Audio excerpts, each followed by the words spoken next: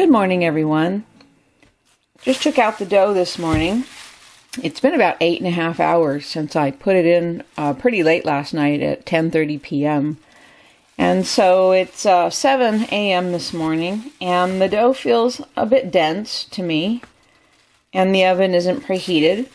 I'll let the dough do some final proofing. I think I'll turn on my Broad & Taylor proofer at 78 degrees Fahrenheit this morning, and we'll allow the dough to proof in there. I'll be taking the other loaf out in about 30 or 40 minutes so that the loaves are staggered for baking. So anyway, here's our honey bread, and we'll see how it's going to be doing today. I'm hoping it'll turn out really nice. Perhaps the honey wasn't enough to leaven it really well. Maybe it'll be a little flat. Maybe not. Who knows? So I guess we'll find out.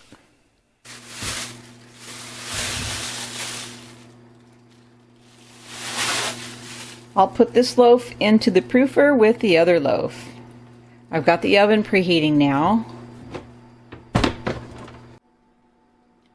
So there's both loaves.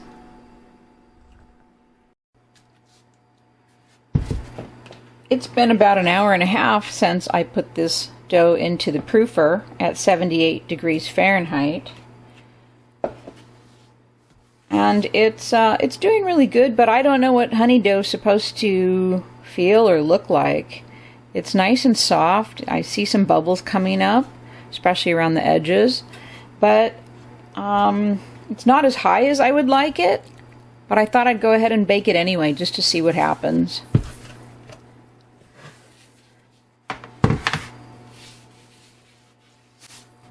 The dough does seem a little bit small and flat to me. Some of the other bakers complained that their dough was flat as well. So maybe it's just what is going to happen. I don't know if it's going to do a good oven spring or not. I'll do a simple score.